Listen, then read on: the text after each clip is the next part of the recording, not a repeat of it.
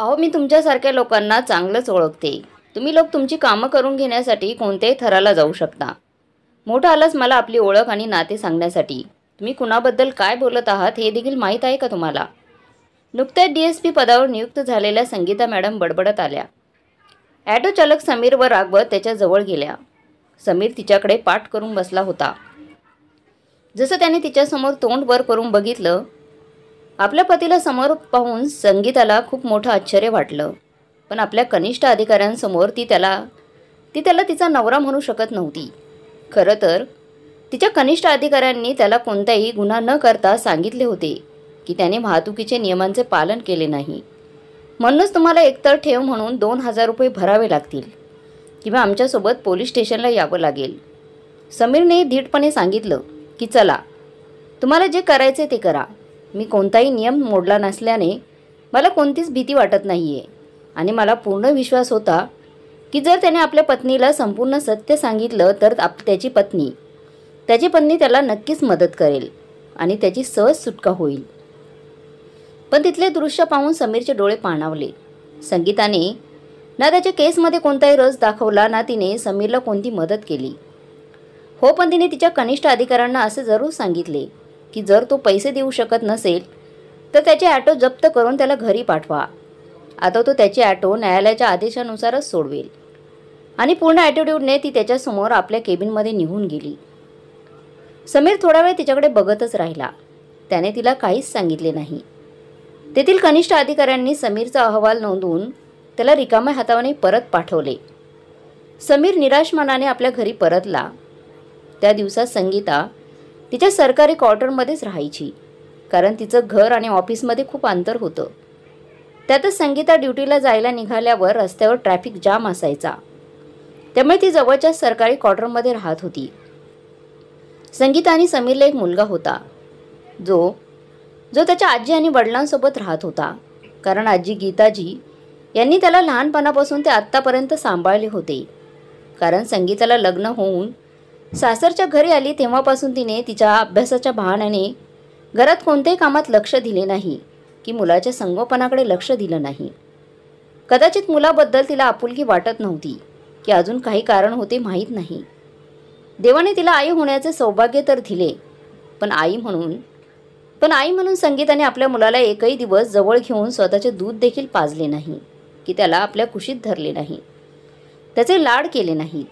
कारण बाळाचा जन्म ऑपरेशनद्वारे झाला होता आणि तिला हवे तेवढे दूधही येत नव्हते ज्याने मुलाचे पोट भरू शकेल. म्हणून मुलाची आजी गीताजी यांनीच त्याला वरचे दूध पाजले होते. जेव्हा कधी तिचा नातू रडायला लागायचा तेव्हा गीताजी त्याला बाहेरचं दूध आणून पाजायच्या, त्याची सेवा करायच्या, त्याचे लाड करायच्या. म्हणून सोनू पहिल्यापासूनच त्याच्या आजीसोबतच राहिला होता. आजीच त्याच्यासाठी सर्वस्व आहे असे सोनूलाच वाटायचे. जेव्हा संगीता सोनूवर काही गोष्टीसाठी रागवायची तेव्हा तो आजी गीताजींकडे जाऊन लपायचा, त्यांच्या कुशीत जायचा.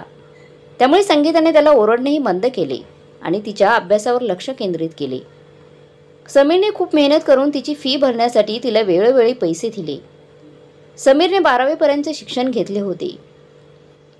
त्याचवेळी वडिलांची तब्येत बिघडली आणि खूप उपचार करूनही त्यांना वाचवता आले नाही.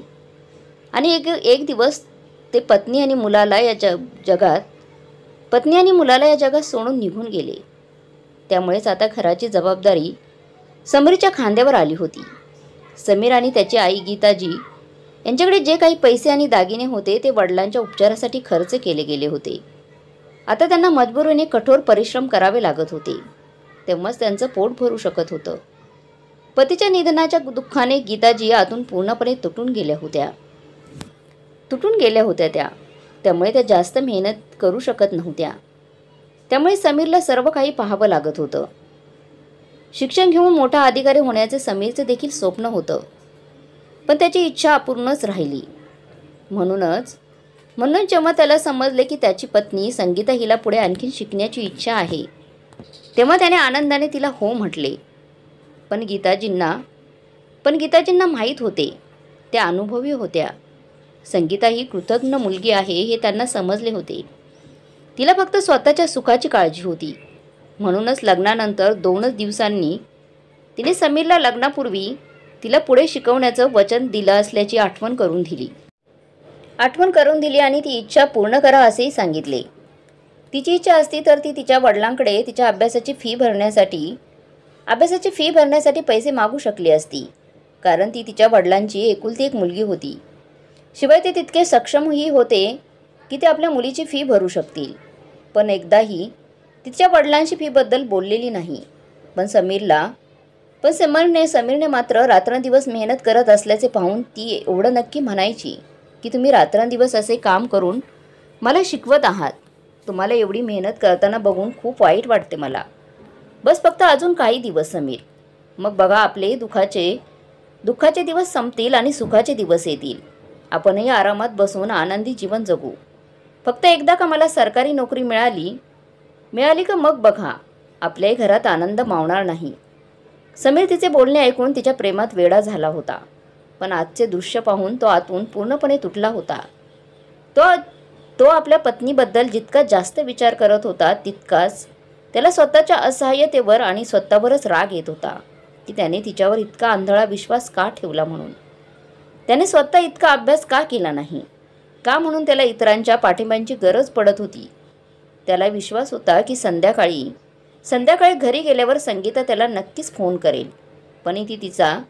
पण तिने तिच्या असभ्य वागणुकीबद्दल ना माफी मागितली ना तिने त्याला फोन केला. संगीताच्या ऑफिसमध्ये त्या दिवशी त्यांना दिलेल्या वसुलीचे टार्गेट पूर्ण झाले होते. त्यामुळे सर्व सिनियर आणि ज्युनियर्स मिळून एकत्र पार्टी करत होते. त्यामुळे तिला घरी पोहोचायला रात्रीचे 12 वाजले होते. ती इतकी थकली होती की घरी पोहोचली आणि अंथरुणावर पडताच झोपी गेली. दुसऱ्या दिवशी ती 9च्या सुमाराला उठली. फटाफट स्वतःसाठी नाश्ता तिने बनवला. ते खाल्लं आणि मग तिच्या ऑफिसकडे धाव घेतली तिने. तिथे गेल्यावर तिला आठवलं की समीर आज आपली ॲटो सोडवायला येणार होता, पण तो अजून का आला नाही. तिने समीरला फोन केला, पण समीरने फोन उचलला नाही. संगीताने त्याला सुमारे 7 ते 8 वेळा फोन केला, मात्र त्याने फोन उचलला नाही. संगीताला वाटले की घरात काही प्रॉब्लेम तर झाला नसेल ना. संध्याकाळी ती घरी पोहोचली. समीर आईच्या मांडीवर डोके ठेवून दुःखी होऊन बसला होता. गीताजी त्याच्या केसांना तेल लावून मालिश करत होत्या आणि समीरचा मुलगा सोनू आजीजवळ बसून काहीतरी लिहित होता. तो त्याच्या वहीत लिहिलेलं कधी त्याच्या आजीला विचारत होता तर कधी त्याच्या वडिलांना विचारत होता. परंतु आई आणि मुलगा दोघेही खोल विचारात मग्न होते, म्हणून त्यांनी सोनूच्या बोलण्याकडे लक्ष दिले नाही. आणि त्याच वेळेस संगीता तिथे पोहोचली. सासू आणि पती आपल्या मुलाकडे लक्ष देत नसल्याचं पाहून ती चांगली संतापली. तिने सासू आणि पतीवर जोरजोरात ओरडायला सुरुवात केली. तुम्हाला माहीत तरी आहे का मुलाला कसं सांभाळलं जातं, कसं शिकवलं जातं, कसं समजावलं जातं. गावंढळ कुठले. जर माझा मुलगा इथे राहिला तर तोही तुमच्यासारखाच अडाणी राहील. मला चांगलंच ठाऊक आहे की तुम्ही माझ्या मुलाला असं सांभाळतात. असे म्हणत तिने आपल्या मुलाचा एक हात पकडला आणि खेचत आपल्या खोलीत घेऊन ती निघून गेली तिथून, जिथे त्याचे सर्व कपडे आणि वह्या पुस्तके व्यवस्थित मांडून ठेवलेले होते. तिने आपल्या मुलाचे सर्व सामान एका बॅगेत भरले आणि त्याला सोबत घेऊन जाऊ लागली. पण सोनूला मात्र त्याच्या आईसोबत घरी जायचं नव्हतं. तो रडत रडत म्हणत होता, आई मला आजी आणि बाबांसोबत राहायचं आहे, मला तुझ्यासोबत जायचंच नाही आहे. सोनू जास्त हट्ट करू लागला तेव्हा संगीताने त्याच्या गालावर 2दा चापट मारली आणि म्हणाली, तू मूर्ख आहेस का? तुला पण या मूर्ख लोकांसोबत राहून त्यांच्यासारखं व्हायचं आहे का? खबरदार, जर आणखी एकदाही रडलास तर आणखीन मार देईल मी तुला. असे म्हणत ती मोठे डोळे दाखवू लागली. सोनूने तिच्याकडे पाहिलं तेव्हा तो शांत झाला. मग तिने समीरला विचारले, तू आज तुझी ती खटारा ॲटो सोडवायला येणार होतास ना, मग काय झालं, का नाही आलास? मी आज सगळी तयारी करून ठेवली होती की तुला तुझे ॲटो सन्मानाने परत मिळवून देईन. पण मला कळत नाही तुला कोणत्या गोष्टीचा राग आहे, की तुझी काही मजबुरी आहे का? तुझे उदरनिर्वाहाचे साधन आहे त्याच गोष्टीला लाथ मारत आहेस. मला सांग समीर, तू तुझे ॲटो घ्यायला का नाही आलास? तेव्हा समीर म्हणाला, संगीता, मला आता ॲटोची गरज नाही म्हणून मी गेलो नाही. ज्या दिवशी गरज भासेल त्या दिवशी मी नक्की जाईल. संगीताला समजले, मला नोकरी मिळताच आई आणि मुलगा दोघांनाही आरामदायी जीवन जगायचे आहे. पण मीही काही कमी नाही. मी माझ्या कष्टाने कमवलेल्या पैशातील एक पैसाही या दोघांना देणार नाही.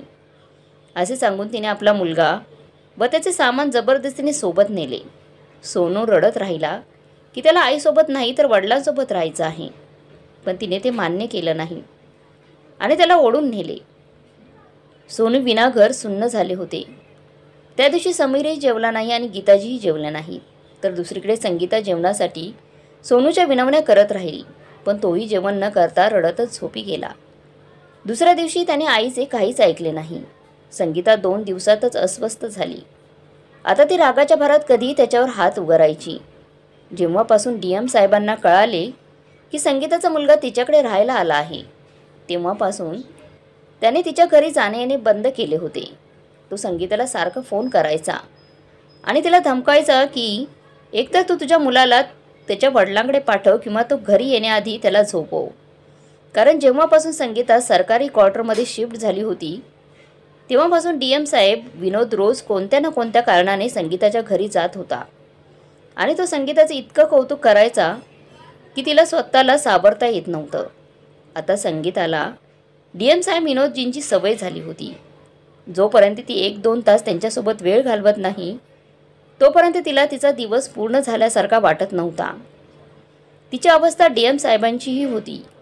आता संगीता जेव्हा दिवसभर ऑफिसला जायची, तेव्हा तिने घरासाठी पूर्ण वेळ मोलकरणीला ठेवली होती, जेणेकरून तिला सोनूची काळजी चांगल्या प्रकारे घेता येईल. एके दिवशी तिची मोलकरीण सोनूला सोबत घेऊन बाजारात गेली होती. गीताजी देखील बाजारात गेल्या होत्या. गीताजी देखील काही कामानिमित्त त्याच बाजारात गेल्या होत्या जिथे सोनू आला होता. सोनूने आजीला पाहताच धावत जाऊन आजीला मिठी मारली आणि रडत रडत म्हणाला, आजी मला तुझ्यासोबत राहायचं आहे. मोलकरणीने आजूबाजूला पाहिले. तिला सोनू कुठेही दिसला नाही. ती घाबरली. थोडा वेळ शोध घेतल्यानंतर सोनू एका महिलेच्या हातात असल्याचं दिसलं तिला. विचारल्यावर सोनूची आजी गीताची असल्याचं तिला कळालं. तिने सोनूला सोबत यायला सांगितल्यावर तो रडत म्हणाला, आंटी मला माझ्या आजीकडे राहायचं आहे. कृपया मला आईकडे घेऊन जाऊ नको. तेव्हा तिने गीताजी यांना विनंती केली की ही गोष्ट तिच्या मालकिनीला कळू देऊ नका, अन्यथा त्या तिला नोकरीवरून काढून टाकतील आणि तिला पैशांची खूप गरज आहे. तेव्हा गीताजी म्हणाल्या, तू निश्चित होऊन तुला बाजारातून जे घ्यायचं असेल ते घेऊन ये. तोपर्यंत मी त्याला समजावते की त्याला त्याच्या आईकडे जावेच लागेल. जेव्हा ती मोलकरीण निघून गेली तेव्हा गीताजी यांनी सोनूला समजावून सांगितले की ती त्याची आई आहे आणि त्यामुळे त्याने तिच्यासोबत राहावं. मग सोनूने जे काही सांगितले ते ऐकून गीताजी यांच्या पायाखालची जमीन सरकली. सोनूने सांगितले की एक काका रोज आईच्या घरी येतात. आई ते येण्यापूर्वी मला पटकन झोपायला सांगते. मी झोपला नाही तर मला मारते. कधीकधी ती घाणेरडे काकाही मला मारतात, कारण मला पटकन झोप येत नाही म्हणून मी झोपेचे नाटक करतो आणि आई आणि ते घाणेरडे काका अनोळखी गोष्टींबद्दल बोलतात आणि हसत राहतात आणि मी रडत राहतो. सोनूच्या तोंडून या सर्व गोष्टी ऐकून गीताजी यांचा आपल्या कानावर विश्वासच बसत नव्हता. तोपर्यंत मोलकरीणही त्यांच्याजवळ आली. गीताजी यांनी सोनूला समजावून सांगितले की आपण भेटलो होतो ही गोष्ट आईला सांगू नकोस, नाहीतर ती तुला पुन्हा मारेल. मार खाण्याच्या भीतीने तो घाबरला आणि म्हणाला, आजी तू मला घ्यायला लवकर ये. ठीक आहे बाळा, मी आणि तुझे वडील तुला घ्यायला नक्की येऊ, असे म्हणत त्याला त्याच्या मोलकरणीसह निरोप दिला त्यांनी. सोनू नाराज होऊन तिथून निघून गेला. आता गीताजी यांना त्या सगळ्या गोष्टी सांगून आपल्या मुलाला दुःखी करायचं नव्हतं, पण तिचीही मजबुरी होती, म्हणून तिला या सर्व गोष्टी मुलाला सांगाव्या लागल्या. बायकोबद्दल हे सगळं ऐकून समीर थक्क झाला. आई आणि मुलगा या दोघांनी रविवारी सुट्टीच्या दिवशी संगीताच्या क्वार्टरवर जाण्याचा बेत ठरवला. जेव्हा दोघे अचानक तिच्या घरी गेले, संगीताने दार उघडले आणि अचानक असे त्यांना समोर बघून ती घाबरली. जणू काही तिने एखादा भयंकर प्राणी पाहिला आहे. त्या दिवशी सकाळी सकाळी ती घामाने भिजली आणि थरथरत्या आवाजात म्हणाली, आई तुम्ही दोघे इथे अचानक असे कसे आलात? एवढ्या सकाळी सकाळी असं काय झालं की तुम्ही लोक इथे आला आहात? हो सुनबाई, आम्ही दोघे आई आणि मुलगा तुम्हा दोघांना, आई आणि मुलाला, सोनूला भेटायला आलो आहोत. आमचं काही चुकलं तर नाही ना? संगीता पुढे काही बोलणारच की समीर पटकन तिच्या घरात गेला. आत गेल्यावर समोरचे दृश्य पाहून त्याला धक्काच बसला. संगीताच्या बेडवर एक तरुण झोपला होता आणि त्याचा मुलगा दुसऱ्या बेडवर विस्कटलेल्या अवस्थेत एकटाच झोपला होता. समीरला खूप राग अनावर झाला. त्याने रागाच्या भरात संगीताच्या अंगावर हात उचलला. दोघांमध्ये जोरदार बाचाबाची झाली आणि आजूबाजूला खूप आवाज होऊ लागला. आणि त्यांचा आवाज ऐकून DM साहेब विनोदही जागा झाला. तो उठताच तो म्हणाला, संगीता, कोण आहे हा बेअक्कल माणूस? त्यावर संगीता म्हणाली, काय सांगू सर, दुर्दैवाने हा माझा नवरा आहे. समीर म्हणाला, हो का? आज माझं भेटणं तुला दुर्दैवी वाटते? आणि जेव्हा मी रात्रंदिवस मेहनत करून तुझी फी भरत होतो तेव्हा मी या जगातला सर्वोत्तम नवरा होतो. पण आज नोकरी मिळताच तू मोठी अधिकारी झालीस, पैसे कमवू लागलीस, तर मी तुझ्यासाठी निरुपयोगी, अडाणी, गावंढळ, निर्लज्ज नवरा झालो का? तुझ्यासाठी दुर्दैवी झालो. तू आणखीन किती खाली पडशील संगीता. तुझ्यासारख्या स्वार्थी आणि निर्लज्ज मुलीशी माझं लग्न झालं हे माझंच दुर्दैव आहे. समीर इतकं बोलताच मध्ये संगीता म्हणाली, समीर, खरं तर हे आहे की मी आणि माझं विनोद यांच्यावर जीवापाड प्रेम आहे. तुझी इच्छा असेल तर तूही तुझ्यासाठी योग्य अशी कमी शिकलेली मुलगी शोधून तिच्याशी लग्न करू शकतोस तू. आता तूच विचार कर समीर, मी एवढी शिकलेली सुशिक्षित सरकारी अधिकारी आहे मोठी, आणि तू साधा रिक्षावाला आहेस. तुला तर चांगलं वाटेल की कोणी रस्त्याने चालताना आपल्या जोडीला नावं ठेवलं तर? मी मोठी अधिकारी आणि तू रिक्षा चालक. त्या दिवशी तू सहन करू शकशील जेव्हा तुला कोणी बायकोचा गुलाम म्हणेल, तर बायकोच्या कमाईवर खाणारा घरगडी म्हणेल तेव्हा तू कोणाकोणाला उत्तर देणार आहेस? तुझी समाजात बदनामी व्हायच्या आधी तू माझा मार्ग मोकळा करून दे, म्हणजे तू पण खुश राहशील आणि मी पण खुश राहील. मला आशा आहे की तुला माझा मुद्दा चांगला समजला असेल. संगीताचे बोलणे ऐकून समीर रागाने थरथर कापत होता, पण आईने दिलेल्या संस्काराने त्याचे हात थांबले होते. नाहीतर त्याने संगीताला इतकं मारलं असते की तिला पुन्हा कुणाला तोंड दाखवता आलं नसतं. पण गीताजी यांनी त्याला थांबवले आणि म्हणाल्या, बेटा, तुझ्या मुलाला पकड आणि चल, आपण इथून निघून जाऊ. संगीता असेही तिच्या मुलाचे नखरे उचलून कंटाळली होती. त्यामुळे त्या दिवसात तिला कळून चुकले होते की मूल वाढवणे हे साधं काम नाही आहे. त्यामुळे तिची ही इच्छा होती की समीरने सोनूला त्याच्यासोबतच घेऊन जावं. समीरनेही त्याच्या झोपलेल्या मुलाला उचलले आणि तिथून तो जाऊ लागला. सोनूला ते घेऊन जाऊ लागला. तेव्हा संगीता निर्लज्जपणे हसली आणि म्हणाली, मिस्टर समीर, तुला एवढी का घाई आहे जाण्याची? जाता जाता एक शेवटचं काम कर, त्यानंतर मी तुला पुन्हा त्रास देणार नाही. समीरने विचारले, अजून काय करायचं बाकी आहे मॅडम? तेव्हा संगीताने घटस्फोटाचे पेपर त्याच्या चेहऱ्यावर मारत म्हणाली, तुला तुझे नाव कसे लिहायचे हे तरी माहीत आहे का? की तुझ्या अंगठ्याचा ठसा लावणार आहेस? तशी मी सर्व व्यवस्था करून ठेवली आहे.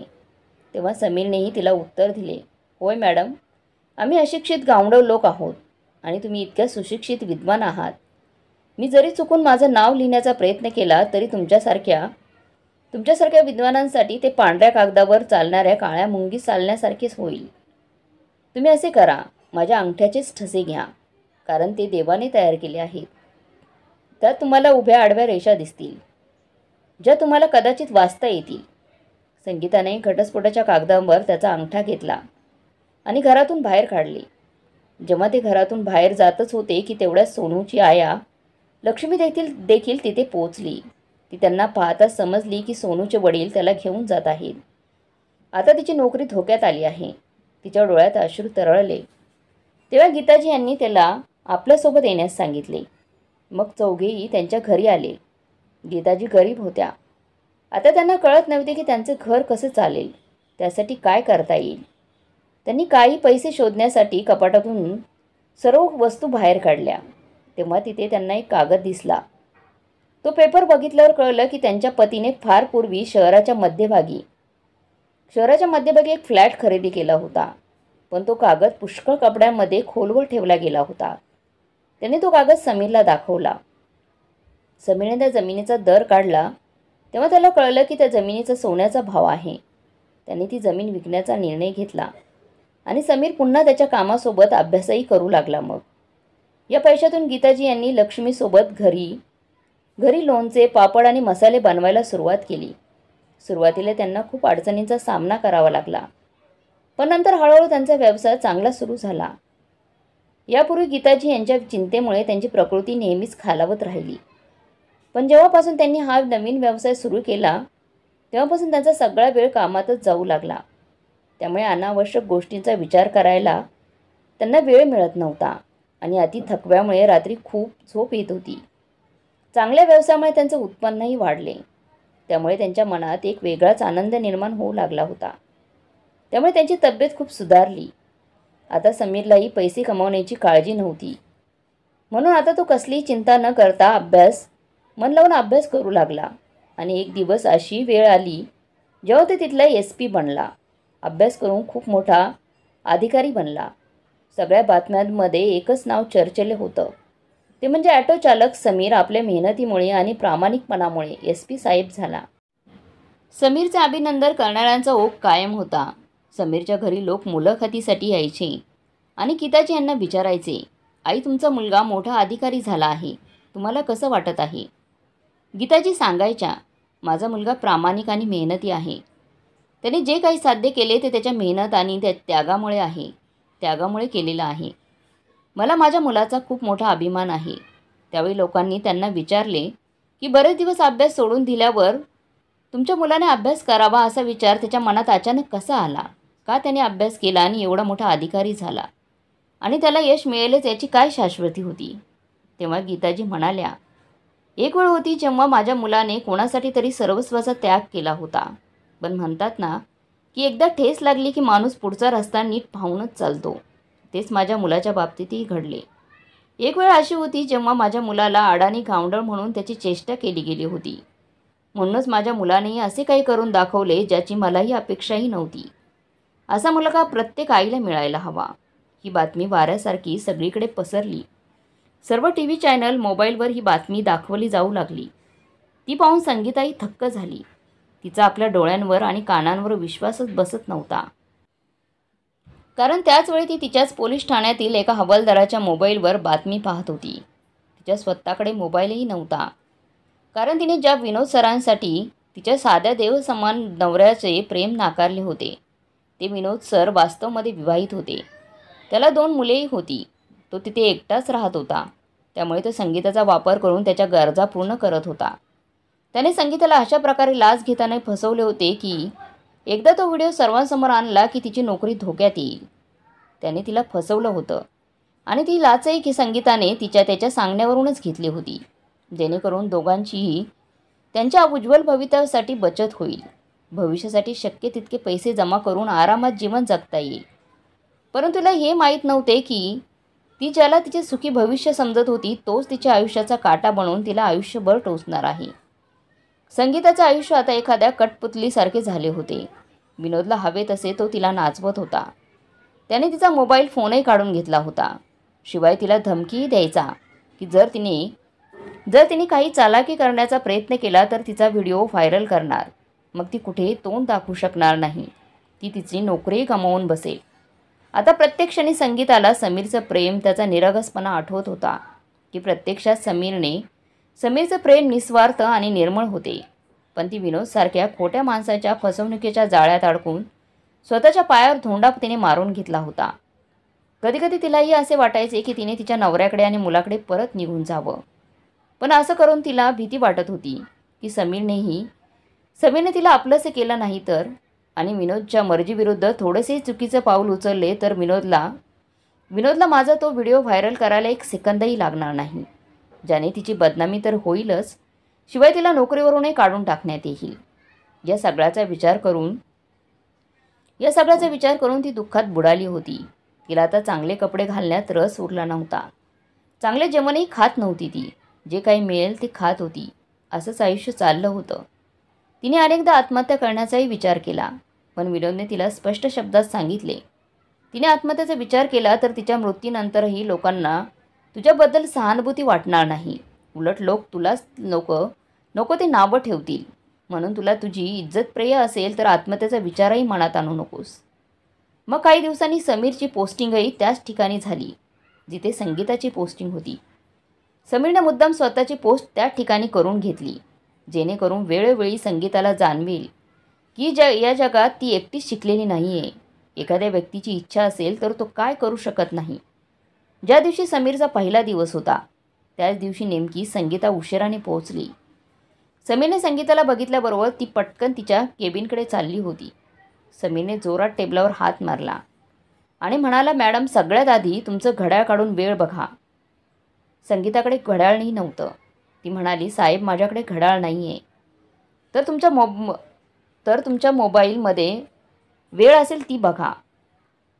सर माझ्याकडे मोबाईलही नाही. अहो तुम्ही एवढ्या सुशिक्षित विद्वान मोठ्या पदावर कार्यरत असूनही तुमच्याकडे ना घड्याळ ना मोबाईल कसं शक्य आहे? सरकारकडून दिला जाणारा पगारही कमी पडतो का तुम्हाला? जे तुमच्याकडे काहीच नाही आहे. जर तुमच्याकडे वेळ पाहण्यासाठी काहीच नसेल तर तुम्ही वेळेवर ड्युटीवर कसे येणार? याचा अर्थ तुम्ही सरकारी नोकरीला तुमच्या मावशीचं घर समजले आहेत का? जेव्हा येईल तेव्हा मनात येईल तेव्हा यायचं आणि मनात येईल तेव्हा निघून जायचं. असे तर नाही ना की तुम्हाला तुमच्या कुटुंबातील सदस्यांकडून मोकळा वेळ मिळत नाही म्हणून तुमच्या कामात लक्ष लागत नाही आहे. मला काम करावंसं वाटत नसेल तर तुम्ही नोकरी सोडा आणि रिझाईन देऊन घरीच बसा. तुमचे शिकलेले लाखोंची कमाई करणारे तुमचे सुशिक्षित पती DM साहेब त्यांच्या पगारापेक्षा तर लाच घेऊनच जास्त कमवत असतील. आता तर जा. तुमच्यासारख्या सौंदर्यवती राणी फक्त राजवाड्यात बसून आराम करण्यासाठीच असतात. इथले काम आमच्यासारख्या अशिक्षित, कष्टाळू, प्रामाणिक अधिकाऱ्यांना सांभाळणंच चांगलं जमतं. आणि लक्षात ठेवा मॅडम, माझी पोस्ट तुमच्या पोस्टपेक्षा वरची आहे. तुम्हाला तुमची सुरक्षितता हवी असेल तर रोज वेळेवर ड्युटीवर येत जा. नाहीतर दुसऱ्या दिवसापासून तुम्ही फक्त विनोदजींचे पाय दाबताना दिसतील. तुमच्या केबिनमध्ये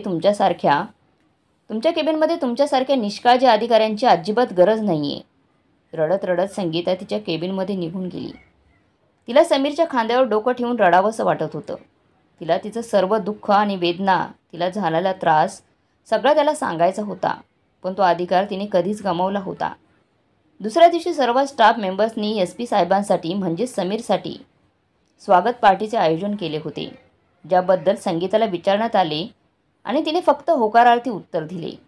सर्व व्यवस्था त्यांच्या कनिष्ठानेच केली होती. जेव्हा संगीताला समीरसाठी काही शब्द बोलायला सांगितले तेव्हा सुरुवातीला तिला स्टेजवर यायचंच नव्हतं.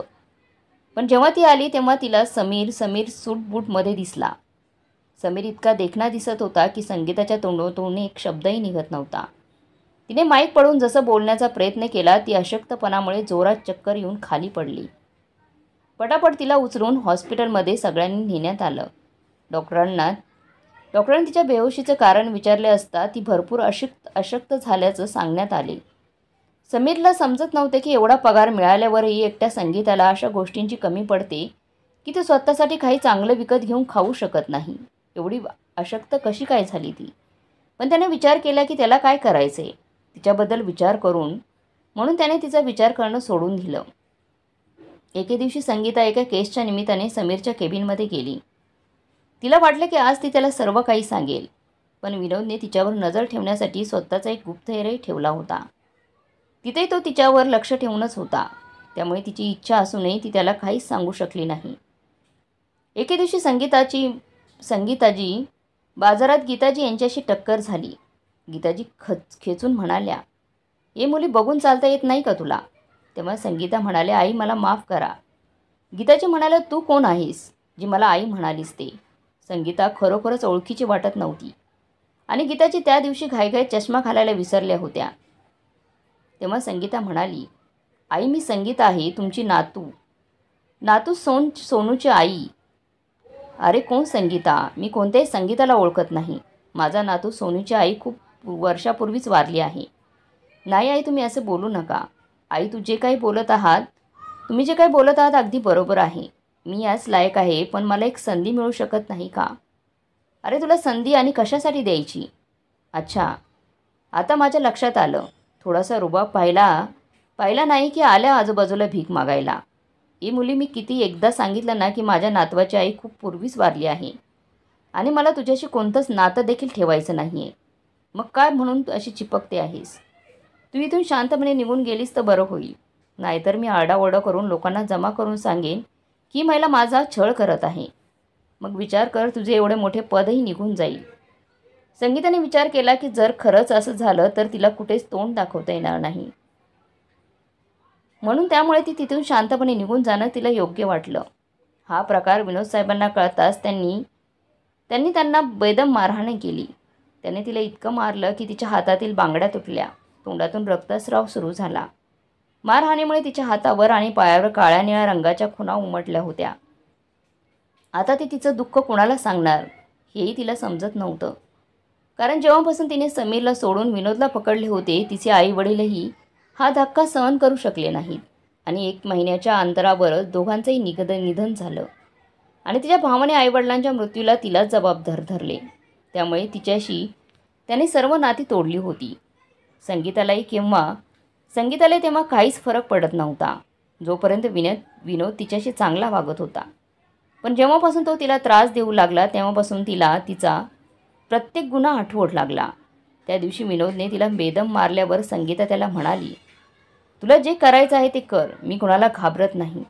असं म्हणत ती न घाबरता थेट समीरच्या घरी गेली. तिथे जाऊन तिने दारावरची बेल वाजवली. तेव्हा समीरने दार उघडले आणि संगीताला एवढ्या रात्री समोर बघून तो आश्चर्याने तिला म्हणाला, कोण आहेस तू आणि तुला कोणाला भेटायचे? संगीता जोरजोरात रडत म्हणाली, समीर मला माफ कर, माझ्याकडून खूप मोठी चूक झाली आहे. तुझे प्रेम आणि त्याग ओळखण्यात मी खूप मोठी चूक केली आहे. समीर मला माफ कर, प्लीज मला एक संधी दे.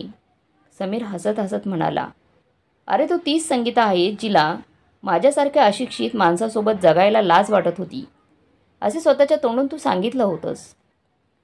मग आज काय झालं की ती माझ्यासोबत जगण्यासाठी रडून रडून भीक मागत आहे आणि माझ्यासमोर रडून तुझं गाराणे सांगायला आली आहेस. आज तुला माझ्यासारख्या अशिक्षित माणसाच्या सोबत चालण्याची राहण्याची लाज नाही वाटणार का? जा, तुला जिथे जायचं आहे तिथे जा आणि तिथे जाऊन तू राहा. तू तुझ्या इच्छेप्रमाणे तुझं आयुष्य जगायला मोकळी आहेस. असे म्हणत त्याने दार बंद केले. तोपर्यंतच विनोदही तिथे पोहोचला. त्याने तिचे केस पकडून तिला आपल्या गाडीत ओढले आणि म्हणाला, तू एवढा मोठा गुन्हा करशील आणि तो तुला सहज माफ करेल असे तुला वाटले होते का? जेव्हा तू तुझ्या नवऱ्याची झाली नाहीस त्याच्यापासून तुला एक मुलगाही आहे, मग तू माझी काय होणार? स्वार्थी लालची बाई. आता मी तुला दाखवतो स्वातंत्र्य म्हणजे काय असतं ते. असे म्हणत त्याने तिला नेऊन एका खोलीत बंद केले. संगीता रडतच राहिली. त्याच्या हातापाय पडत राहिली. दार उघडण्यासाठी धडपडत राहिली. पण त्याने दार उघडले नाही. त्याने तिचे सर्व पैसे, दागिने, ATMमधून बँकेतील सर्व पैसे काढून घेतले आणि विनोद तिथून पळून निघून गेला. आणि तो व्हिडिओ देखील व्हायरल केला, ज्यामध्ये ती लाच घेताना दिसत आहे. सगळे लोक तिच्याबद्दल वाईट साईट बोलू लागले. तिला नोकरीवरूनही निलंबित करण्यात आलं. काही दिवसांनी संगीताच्या मानसिक स्थितीमुळे आणि भुकेने तहानेने व्याकुळ होऊन तिचा मृत्यू झाला. तिच्या मृत्यूनंतरही कुणीच तिला चांगलं म्हटलं नाही. सगळे तिच्या चारित्र्यावर बोट ठेवून थूथू करत राहिले.